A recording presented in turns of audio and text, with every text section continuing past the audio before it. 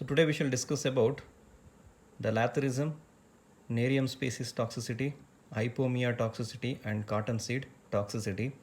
So the first topic is the Lathyrusm, also called as the sweet pea or poor man's dal. So Hippocrates earlier only has reported the Lathyrusm, and he reported the people suffering from the paralysis after ingestion of this sweet pea. And when this Lathyrusm occurs very frequently, so it was during the drought condition. So whenever there is famine or whenever there is drought condition, so no other food source, human beings are forced to ingest this sweet pea. So they are forced to take this sweet pea. So unboiled or partially boiled or half cooked sweet pea, it might lead to the Lathyrusm. So during drought, during famine condition, it's a very frequent occurrence. See, if the human being's condition is like that, so just think of the animals.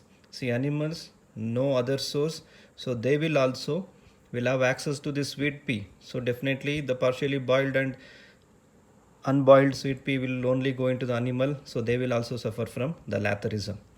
So it is very commonly called as crippling disease in case of human beings. So the important one is the types of Lathyrusm. So there are two types of Lathyrusm. One is osteolathyrusm and another one is neurolathyrusm. So osteolathyrusm. So osteolathyrusm, it is mainly produced by the ingestion of the sweet pea. So osteolathyrusm or sweet pea toxicity, one and the same. It is mainly due to the ingestion of the Lathyrus odoratus, or also called as sweet pea. So mainly it is due to the ingestion of Lathyrus odoratus. So the minor role or minor importance, it is also due to the ingestion of Lathyrus pusillus, Lathyrus latifolium also. And this osteolathyrusm, it is most common form of Lathyrusm which affects the animals. The phytotoxin which causes osteolathyrusm is, it is abbreviated as BAPN. So BAPN stands for beta amino propionitrile. So beta amino propionitrile, it is the phytotoxin which causes osteolathyrusm. And this osteolathyrusm, as the name itself suggests, it mainly affects the bone, also the connective tissue which make up the blood vessels, specifically the aorta. And this phytotoxin, the BAPN phytotoxin, it is eat labile, so it is destroyed by the cooking. So the important thing happens here only. See, it is not partial, it is not properly cooked, so it will be partially cooked or it will be uncooked, so that will lead to the Lathyrusm. So what is the mechanism of action of this BAPN? So it acts by inhibiting the enzyme lysyl oxidase. And this lysyl oxidase, by inhibiting lysyl oxidase, it will inhibit the cross-linking of the collagen and the elastin. So because of that, there will be weakening of the bone, so there will be damage to the blood vessel wall. So the mechanism of action is BAPN inhibit lysyl oxidase enzyme.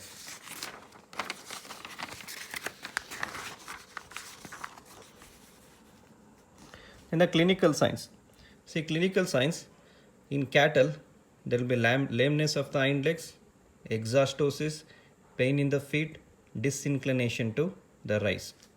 Then the two important things to note down in the osteolathyrusm are, it will cause aortic aneurysm and skeletal deformities, again due to the inhibition of cross-linking between the collagen and the elastin. And this osteolathyrusm, it is very much similar to the molybdenum toxicity. Why it is very much similar to molybdenum toxicity? It is to do with the inhibition of the enzyme lysyl oxidase. See, if you remember, molybdenosis, it is just a manifestation of secondary hypocuprosis. So in secondary hypocuprosis or in molybdenosis also, there will be inhibition of lysyl oxidase. Since the mechanism of action matches molybdenum toxicity, it is very much similar to our osteolathyrusm. So the treatment, emesis, gastric lavage, saline cathartics. Then second one is neurolathyrusm. See, neurolathyrusm, it is also called as crippling disease in case of human beings, are also called as toxicity due to grass pea or toxicity due to kesari dal. So kesari dal toxicity, grass pea toxicity is called as neurolathyrusm, whereas sweet pea toxicity is called as osteolathyrusm. And this neurolathyrusm, it is due to the ingestion of the plant Lathyrus sativus, also called as kesari dal or grass pea. and this is the important staple crop. So this is the important staple crop they will bank upon. So whenever there is drought condition or whenever there is famine. So that's why this Lathyrus sativus is also called as insurance crop. See, they will guarantee the supply of this Lathyrus sativus whenever there is a drought condition. So it is cheaply available, so they will go for Lathyrus sativus. So partially boiled, uncooked, so they will suffer from neurolathyrism. So that's what happening still in northern parts of India and in certain places in North Karnataka also. Till now, they go for Lathyrus sativus whenever there is drought condition or whenever there is famine condition. See what will happen during that condition. See, water scarcity will be there coupled with less firewood, so they don't go for boiling or partially boiling or partially cooked kesari dal they will eat, suffer from neurolathyrism. And other minor sources are Lathyrus caesarea, Lathyrus climinum. So this neurolathyrism, it mainly affects humans and horses. So it is the phytotoxin. The phytotoxins are ODAP, abbreviated as ODAP, or BOAA. So both are similar, ODAP and BOAA. Whereas the phytotoxin for osteolathyrism was BAPN. Okay. So ODAP stands for O-oxalyl di, A for amino, P for propionic acid. Similarly, BOAA stands for B-beta oxalyl amino alanine. So beta oxalyl diamino propionic acid, beta oxalyl amino alanine are the phytotoxin of which causes neurolathyrism. And this ODAP and BOAA, they are structural analog of the neurotransmitter, the glutamate. So glutamate, you know, it is an example of excitatory neurotransmitter. And this ODAP and BOAA, they can also be destroyed by the boiling process. Now, what is the mechanism of action of this neurolathyrism? See, mechanism of action of neurolathyrism. So, as we already know, those phytotoxins, they are very much similar to the glutamate. So, glutamate, so it's an excitatory neurotransmitter. It will bind with the glutamate receptor. So, these phytotoxin will also bind with the glutamate receptor. So, glutamate being excitatory, so its agonist will also being excitatory. So, they will persistently cause excitation of the glutamate receptor. So, resulting in a phenomenon called as excitotoxicity. So, where there will be continuous excitation of motor tracts of thoracolumbar spinal nerve. So, as a result, there will be persistent contraction of the skeletal muscle. So, there will be persistent contraction of the skeletal muscle, or there will be muscular rigidity. So, the muscles will be rigid. And coupled with that, so after continuous rigidity of the muscle, there will be progressive atrophy of the gluteal muscle. See, gluteal muscle are the one which acts as a back support for the human beings as well as for the animal, the hind legs of the animal, and back support for the human beings. When there is progressive atrophy of gluteal muscle, see, the animal or the human beings, inclination to rise will be gone. So they are unable to rise. So at that time, so animal or human beings, they will crawl or they will cripple. So that's why this condition is called as crippling disease or crawling disease. Clinical signs. See, generally gradual clinical sign after 1 to 3 months of ingestion. So characterized by muscular weakness, shifting of weight from one leg to the other, stiff gait, paralysis of legs, bladder and rectum, and finally paralysis of the laryngeal muscle, which leads to dyspnea and the roaring. So which are the animals which are affected here? So horses are much more affected here.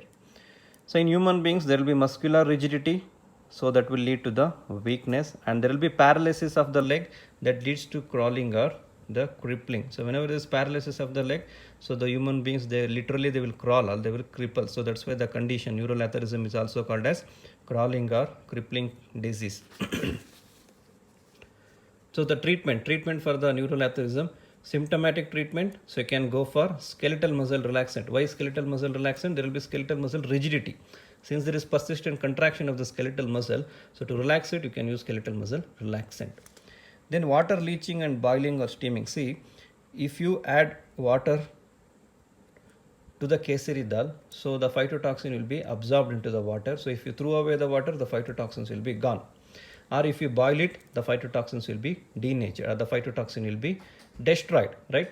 So these two things are important for the neurolathyrism. So in drought or famine condition, what will happen? So there will be scarcity of water, scarcity of firewood for the boiling. So these things are the ones which are responsible for producing much of this neurolatherism. So on preventive measures for neurolatherism, see there is a socio-economic challenge going on. See, the people, they will choose hunger or starvation over this drought condition, right, or over this toxicity condition. See, hunger and starvation,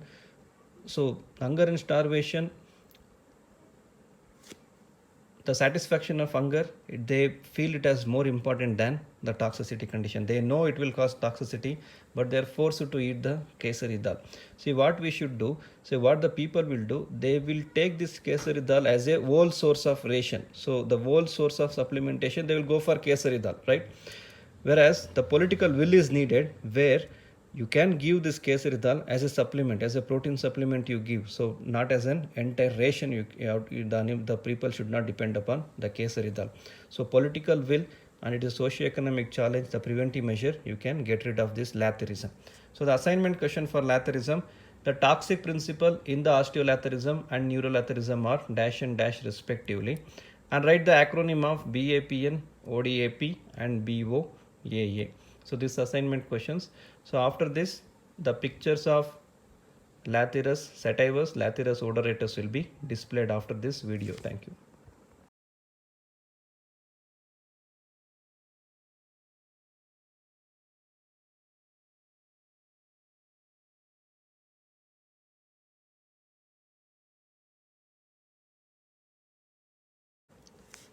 So next toxicity is the Nerium species, are also called as oleander species. So it is very commonly used as an ornamental plant. So in front of our houses or in surrounding area, we used to get this Nerium or oleander species. In Kannada we call it as Kanagile. And in our college also, so in a part we have grown this Nerium species. So the three important species of Nerium or oleander are Nerium odorum, Nerium indicum, Tevitia peruviana. So which are the species which get affected? So the humans, cattle, horses, sheep and goat, they are more susceptible for Nerium toxicity. So which parts of the plant are toxic? So almost all parts, leaves, stem, berries and seeds are equally toxic. See what will happen?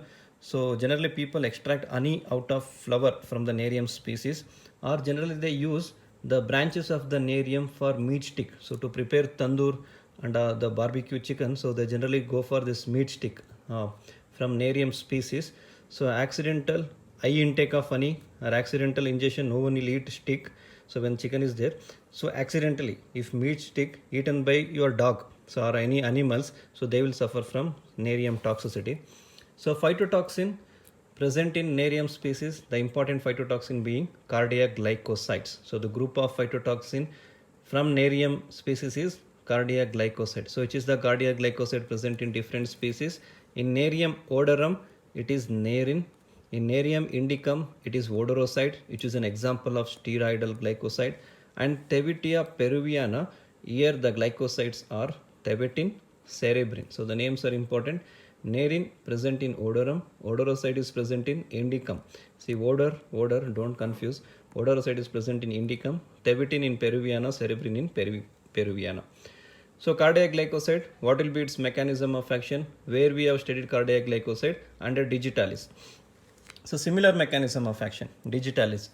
So since it is a cardiac glycoside, what will be its mechanism of action? It inhibits the sodium potassium ATPase in the myocardial muscle. See, by inhibiting sodium potassium ATPase, you know it will cause calcium triggered calcium release.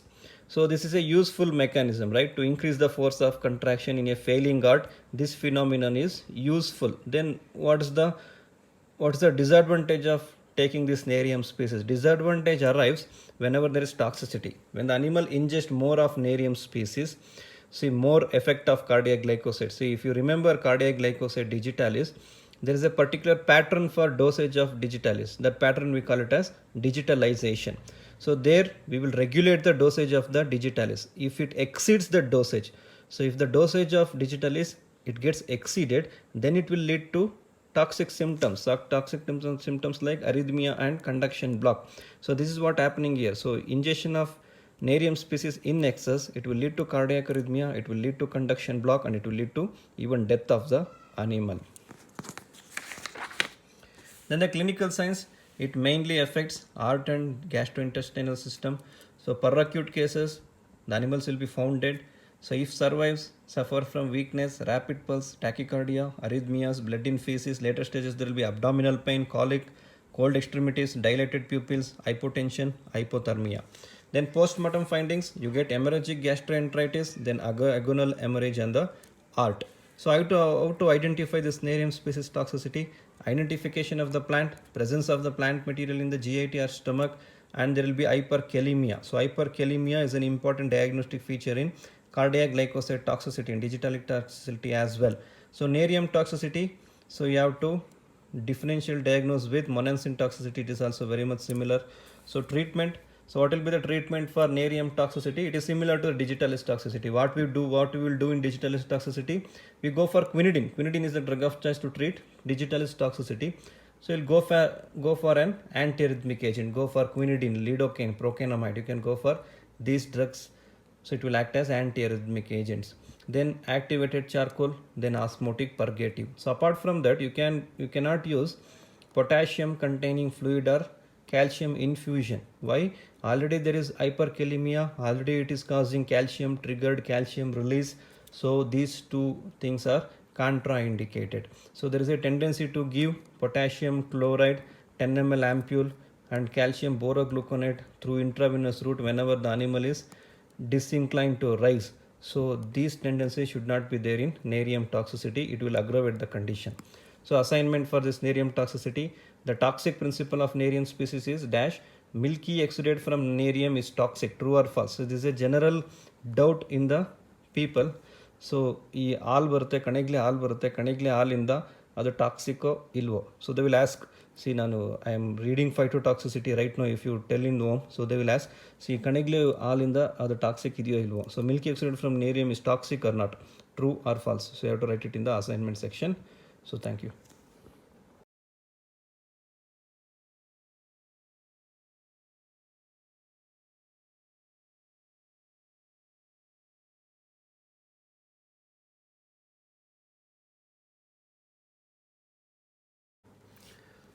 So next is hypomia toxicity. See, hypomia plant, it is also called as morning glory. So in Kannada we call it as Chandrakai Balli. So this plant, it possesses attractive flower. White and pink flowers will be there. So this plant is also grown around the areas in the lake that is present in our college. So two important hypomia species are Hypomia terpetum, also called as Indian jalap, Hypomia cornea, which is the most common species that we find around our areas. So each part of the plant is more toxic. Root is more toxic than bark, and leaves, so toxicity potential wise when you compare it with root and bark, so low toxicity.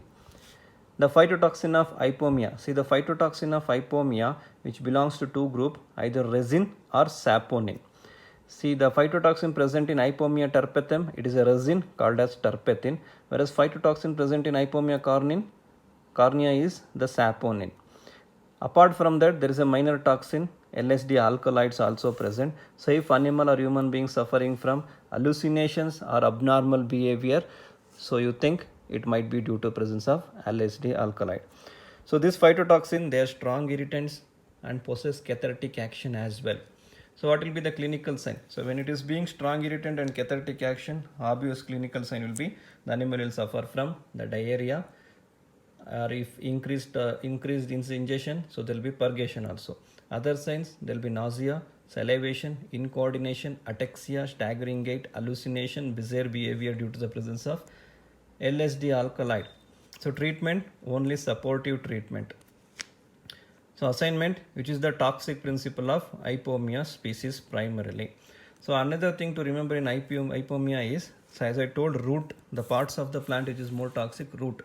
See what in our village area will do, so they will take out the root of this Hypomia plant. So they will make an extract, they will make a decoction of this root, and they used to give it to the constipation patient. So it will lead to purgation. See, super purgation will be produced by the drinking of this root decoction. So that's why Hypomia terpetum is also called as Indian jalap. Okay, right, thank you.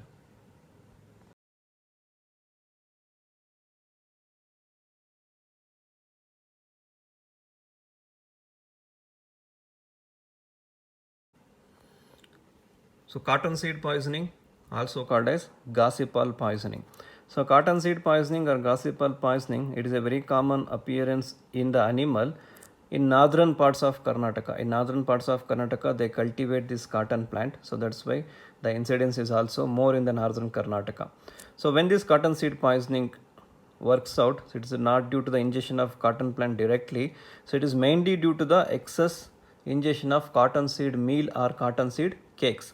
So cottonseed meal or cottonseed cakes. So some north parts of Karnataka, you may be knowing, the people from northern parts. So cottonseed meal or cottonseed cake. So it will be prepared after extraction of cottonseed oil or after taking out the cotton.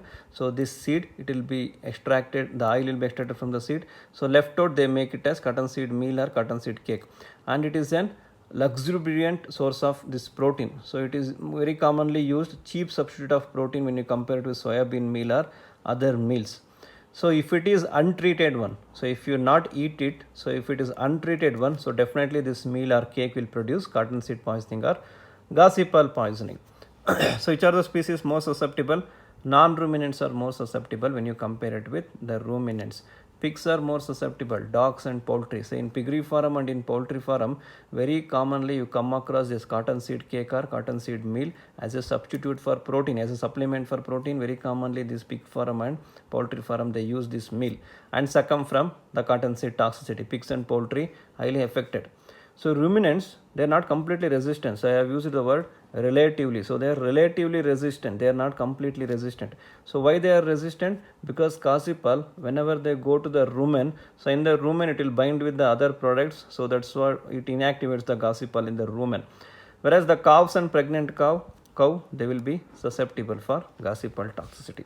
So it is the phytotoxin present in the cottonseed plant. So it belongs to the group polyphenolic binaphthalene.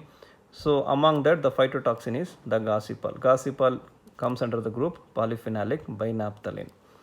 So this gossypal, it is present in two form, bound form, free form. See, bound form, it is non-toxic. If it is in free form, that is the one which is producing the toxicity. See, nowadays much hue and cry is happening about the BT cotton. See, biotechnology cotton, so more hue and cry is happening. So what they are claiming is, see, our cotton, it is having more amount of bound gossypal, so nothing to worry. So if you made meal out of this cottonseed plant, it is not going to produce any toxicity. So that's what they are claiming or boasting about. So how far it is true, we don't know, but still this PT cotton is under cultivation. So they are already under cultivation and they are boasting. So the free gossypal content is very less in that plant. Then gossypal, basically it is a lipid soluble compound, so easily absorbed from the GIT. And what is its mechanism of action, how it produces toxicity? So how it produces toxicity, it mainly binds to the protein and amino acid. So specifically it binds to lysine and methionine and produces temporary deficiency of this lysine and methionine. Then it will chelate the iron, produces anemia.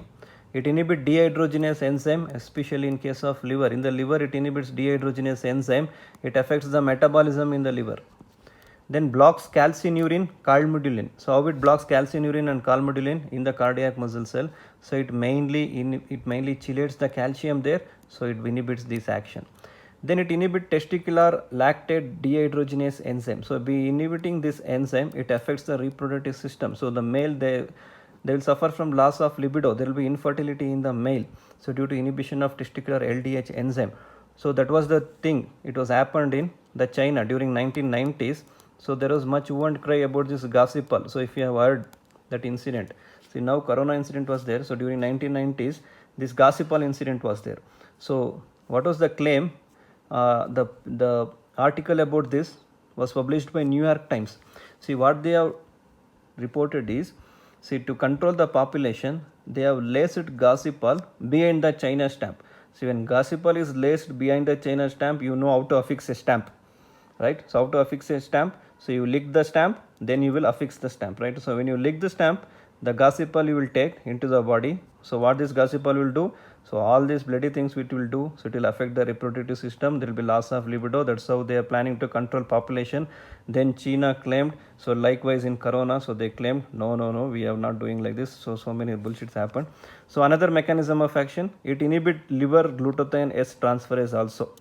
So these are the mechanism of action: binds the protein and amino acid, chelate the iron, inhibit dehydrogenase enzyme, block calcineurin calmodulin, inhibit testicular LDH enzyme, it inhibit the liver, glutathione S transferase enzyme.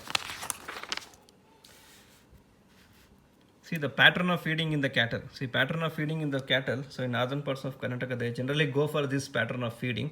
See 2 to 3 months they feed cottonseed meal, and they will interrupt for 1 month. For 1 month they don't give this cottonseed meal. Again they will continue feeding cottonseed meal. So when they break the chain, the chances of Gossypal toxicity is very. Then the clinical signs, there will be loss of appetite, restlessness, gastroenteritis, diarrhea, labored or shallow breathing, then thumping in case of pigs. There will be violent thumping. So violent thumping, so gasping for the breath. It might be due to the chelation of iron and the anemia. So it might be due to this. There will be violent thumping in case of pig, which is a characteristic feature in Gossypal toxicity. So apart from that, there will be protein malnutrition. So there is an interesting clinical sign, protein malnutrition. So why you are giving cottonseed meal? You are giving it as a proteinaceous diet, right? To supplement the protein. Then it is producing protein malnutrition. Why it is producing protein malnutrition? Because it is binding to the protein and amino acid. So it is creating protein deficiency. So that's why protein malnutrition. So because of which there will be reduced weight gain. So in pregnant cow, it may cause abortion. So that's why pregnant cattle are more susceptible for Gossypal toxicity. It is by luteolytic action. It causes luteolysis. And in males, as you know, it will cause infertility. So what are the major organs here affected? So liver. Why liver? Inhibition of dehydrogenase enzyme, inhibition of glutathione S transferase enzyme. Then GIT, kidney and reproductive systems are the one they are damaged due to Gossypal. Postmortem finding, there will be degenerative changes in the major organs which are affected. Then treatment, symptomatic treatment. Apart from that, so what else you can give? Auxiliary treatments. You can supplement lysine and methionine. Since it causes temporary deficiency of these amino acid, you can supplement these. Since it chelate calcium, you can give calcium in the form of calcium carbonate. Then you can supplement iron. So why to supplement antioxidant? Why to give antioxidant? Because it is inhibiting glutathione S transferase, because of which there will be production of reactive oxygen species. It will produce the oxidation. So for that you have to use this antioxidant. Then high protein intake, because it causes temporary protein deficiency. Preventive measures should be taken, management measures should be taken. So we should see the ratio of cottonseed meal going into the entire ration should be less. Okay. Then assignment question, which is the phytotoxin present in the cottonseed meal, and dash species are more susceptible for cottonseed poisoning, whether ruminants or non-ruminants.